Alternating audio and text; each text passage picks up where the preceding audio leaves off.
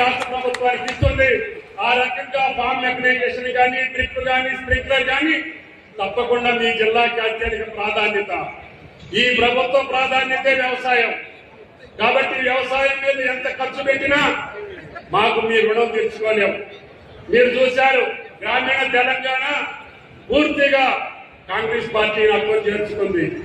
అందుకని మేము కూడా ప్రేమపూర్వకంగా, బాధ్యతగా గ్రామీణ రైతాంగాన్ని కాపాడటం కోసం కష్ట కష్టాలు పడి ఎన్ని ఇబ్బందులైనా పాత స్కీములు కొనసాగించుకుంటూనే కొత్త పథకాలను ప్రారంభించి విజయవంతంగా నడుపుతున్నటువంటి ఏకైక ప్రభుత్వం తెలంగాణ ప్రభుత్వం. దీనికి భారత ప్రభుత్వాన్ని కూడా సహకరించాలని చెప్పి కోరుకుంటున్నాం. చౌహాన్ గారు కూడా పెద్ద మనిషి, ఆయన సుదీర్ఘకాలం వ్యవసాయ మంత్రిగా చేశారు. ఆయనకు కూడా చెప్పాం, గత 5-10 సంవత్సరాల్లో మా పథకాలన్నీ ఆపేసి కేవలం రైతు బంధుతో సరిపెట్టారు. ఇప్పుడు ఆ పథకాలన్నీ పునరుద్ధరిస్తాం, మా రైతాంగాన్ని ఆదుకోవాలని చెప్పాం. ఆయన కూడా పెద్ద మనసుతో చేస్తామని చెప్పారు. కాబట్టి దయచేసి రైతాంగం గుండె మీద చేసుకొని వ్యవసాయం చేసేటటువంటి స్థాయికి తెలంగాణ ప్రభుత్వం ప్రయత్నం చేస్తుంది. ఇందాక పంట నష్టాన్ని గురించి కూడా ఎమ్మెల్యేలు చెప్పారు.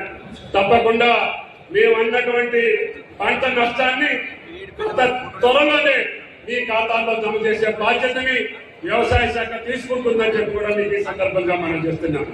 ఈ సమావేశం తర్వాత మీకు ఇక్కడ సైంటిస్టులు ఉన్నారు, అదేవిధంగా ఆదర్శ రైతులు ఉన్నారు. మీకు ఏ పంట మీద ఏ సందేహం ఉన్నా మీరు అడగండి, లేదు మీకు తెలిసిందంటే మీరు కూడా చెప్పండి.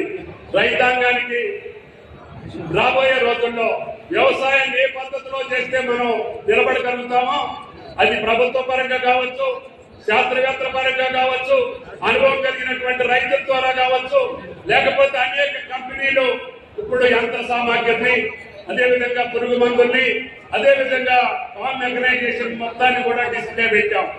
మీకు కావాల్సినటువంటి యంత్రాల గురించి అడగండి. మీరు ఏం చేసే వ్యవసాయానికి సంబంధించినటువంటి అనుమానాలన్నింటినీ కూడా నివృత్తి చేసుకోండి.